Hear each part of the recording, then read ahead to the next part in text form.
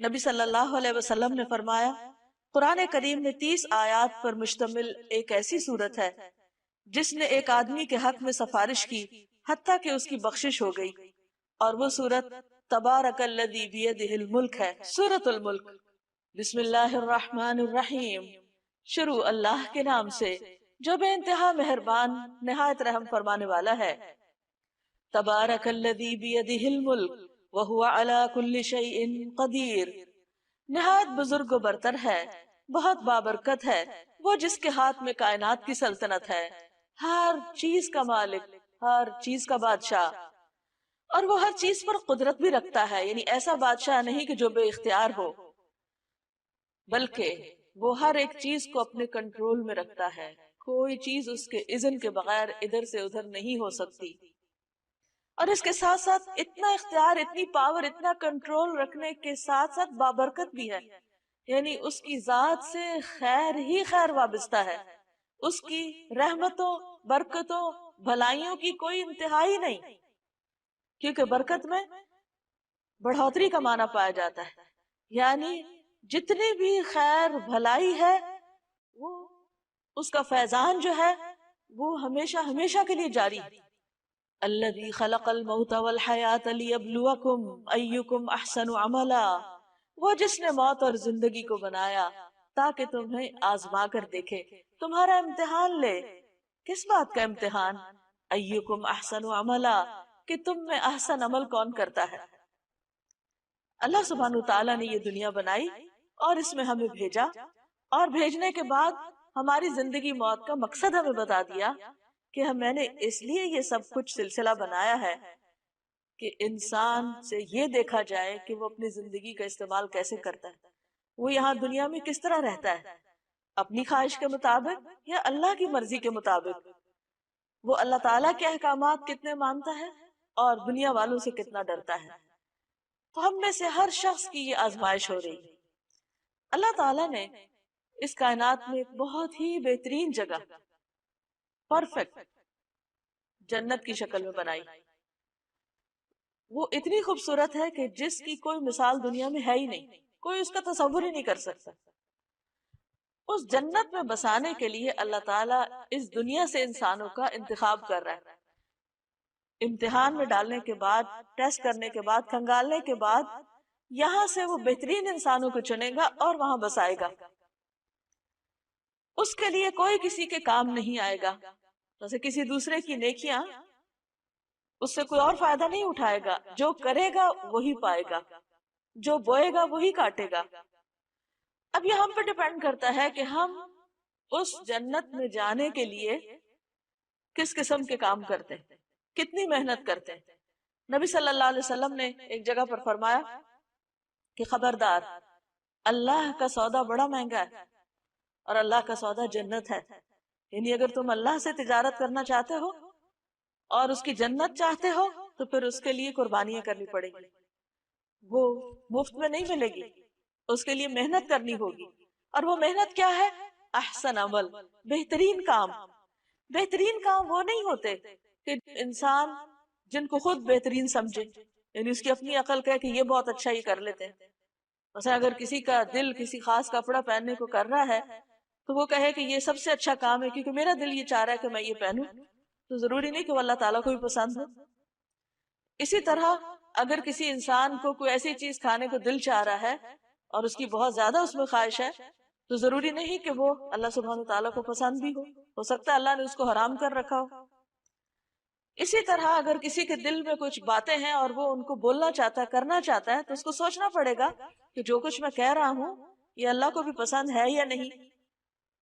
اسی طرح انسان اپنی مرضی سے کچھ سوچنا چاہتا ہے، کچھ اپنے دل دماغ میں اس کے خیالات ہیں اور وہ ان کو بہت انجوائے کرتا ہے، لیکن ضروری نہیں کہ وہ خیالات اللہ تعالیٰ کو بھی پسند ہوں۔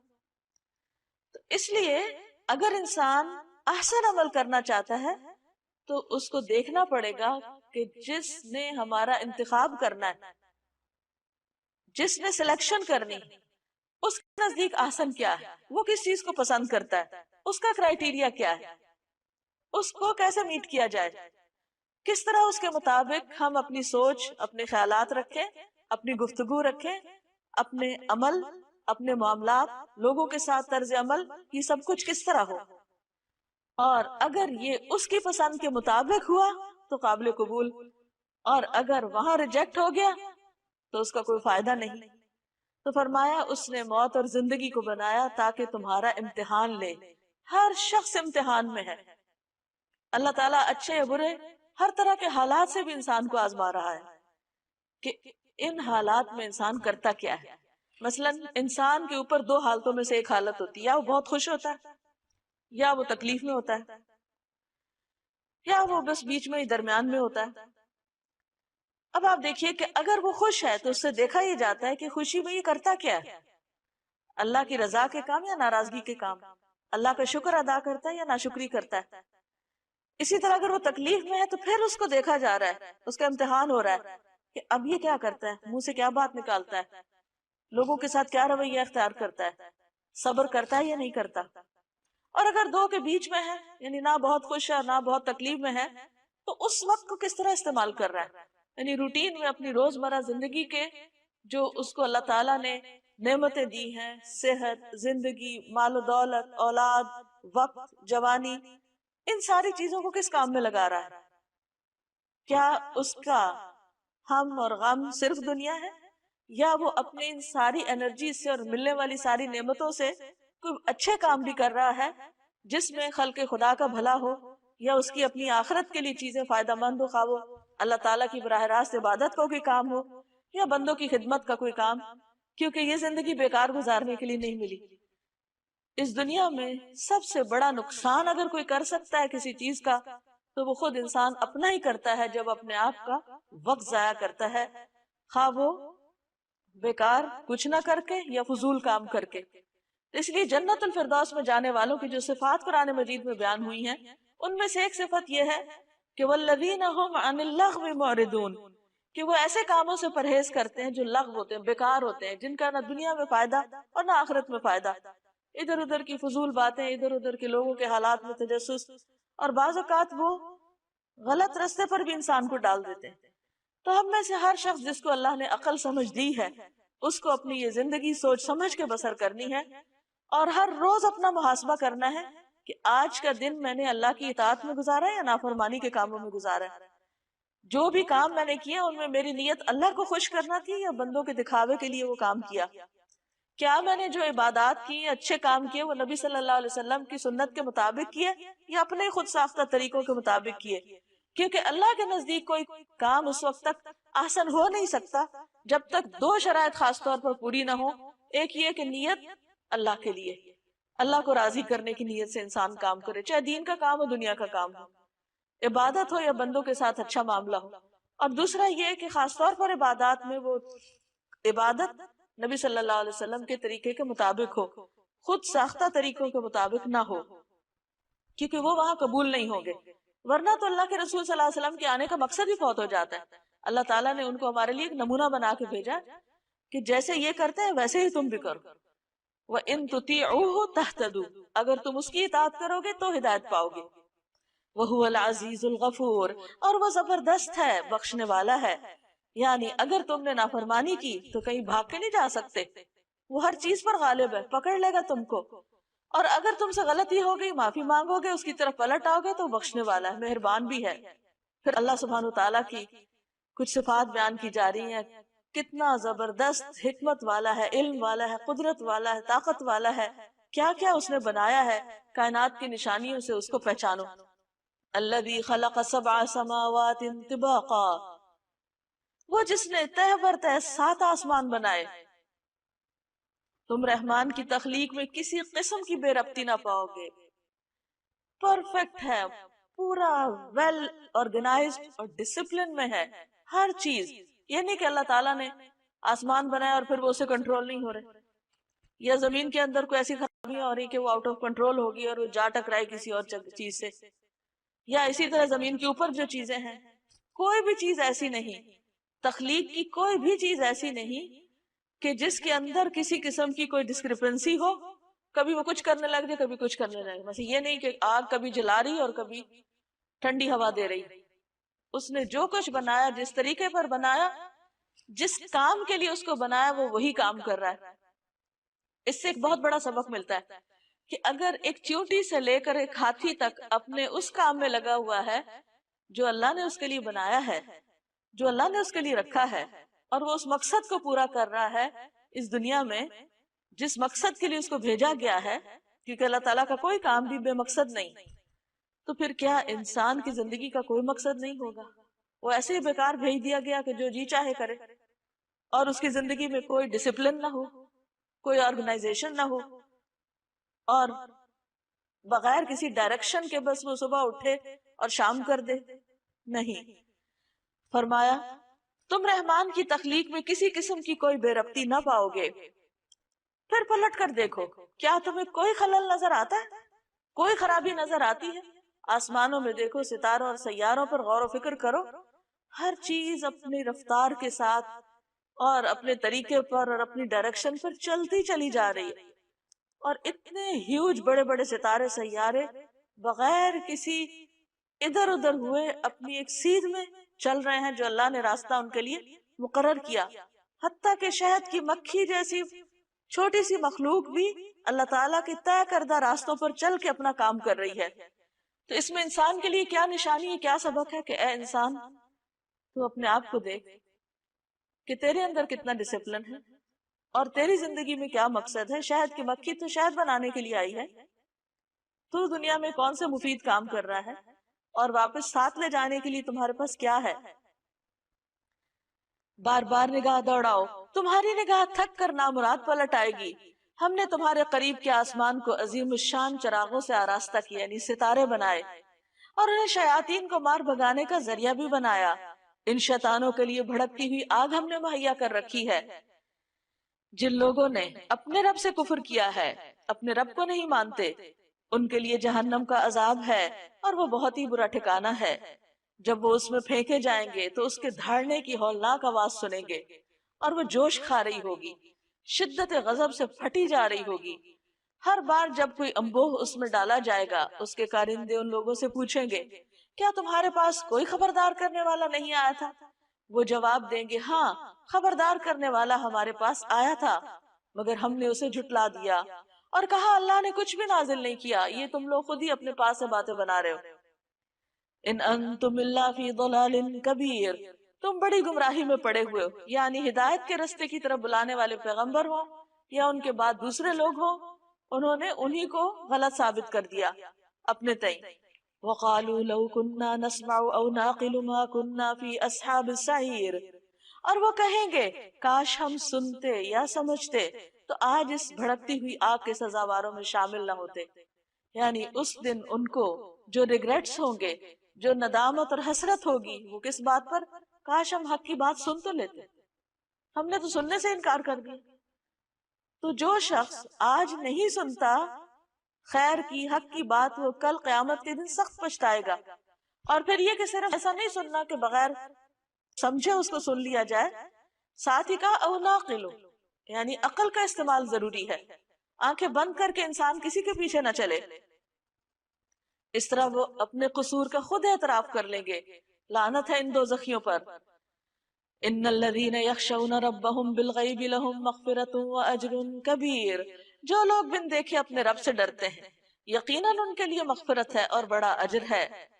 تم خواہ چپکے سے بات کرو یا اونچی آواز سے، اللہ کے لیے یکساں ہے، وہ تو دلوں کا حال تک جانتا ہے۔ کیا وہی نہ جانے گا جس نے پیدا کیا؟ حالانکہ وہ باریک بین اور باخبر ہے۔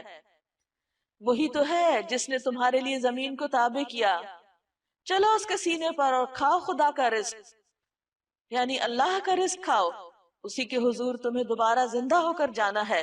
یعنی اللہ کی نعمتیں استعمال کرو لیکن اللہ کو نہ بھولو۔ یعنی اللہ تعالیٰ نے زمین پہ یہ سب کچھ اس لیے نہیں پیدا کیا کہ انسان اس کو استعمال نہ کرے، لیکن جس چیز سے منع کیا وہ یہ کہ اللہ کا کھا کے اللہ کا وفادار بنے، اس کا شکر گزار بنے۔ اسی کے حضور تمہیں دوبارہ زندہ ہو کر جانا ہے۔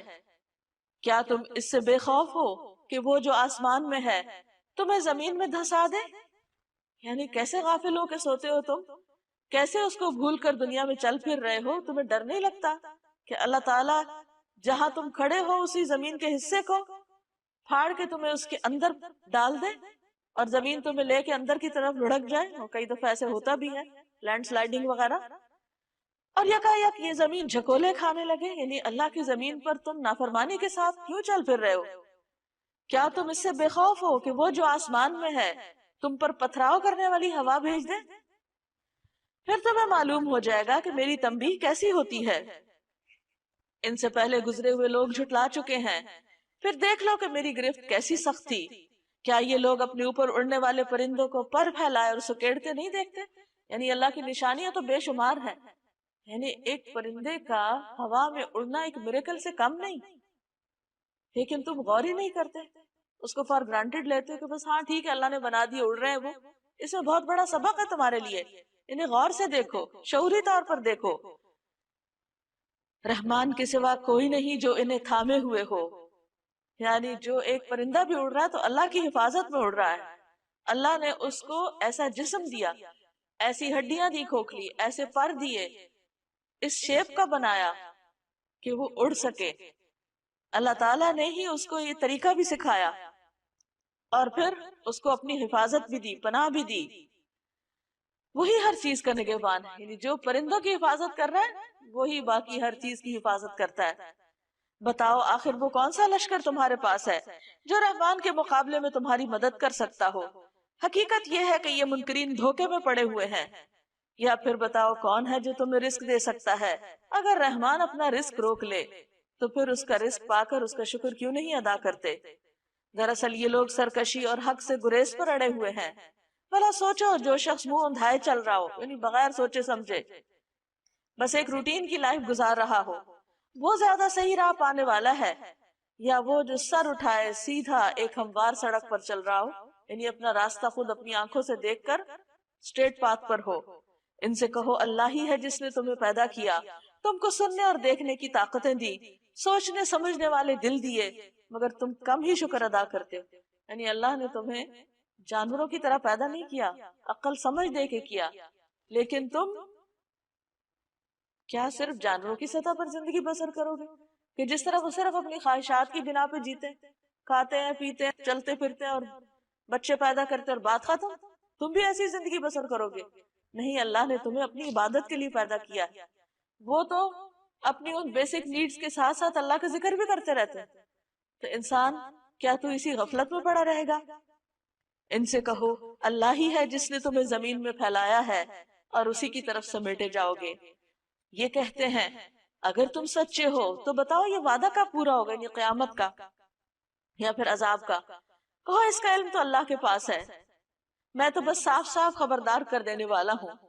پھر جب یہ اس چیز کو قریب دیکھ لیں گے تو ان سب لوگوں کے چہرے بگڑ جائیں گے جنہوں نے انکار کیا، یعنی آخرت کا عذاب دیکھتے ہی ان کی حالت خراب ہو جائے گی، اور اس وقت ان سے کہا جائے گا یہی ہے وہ چیز جس کے لیے تم تقاضا کر رہے تھے۔ ان سے کہو کبھی تم نے یہ بھی سوچا کہ اللہ خواہ مجھے اور میرے ساتھیوں کو ہلاک کر دے یا ہم پر رحم کرے، کافروں کو دردناک عذاب سے کون بچا لے گا؟ ان سے کہو وہ بڑا رحیم ہے، اسی پر ہم ایمان لائے، اسی پر ہمارا بھروسہ ہے، ان قریب تمہیں معلوم ہو جائے گا کہ سری گمراہی میں پڑا ہوا کون ہے۔ ان سے کہو کبھی تم نے یہ بھی سوچا کہ اگر تمہارے کنووں کا پانی زمین میں اتر جائے تو کون ہے جو اس پانی کی بہتی ہوئی سوتیں تمہیں نکال کر لا دے گا؟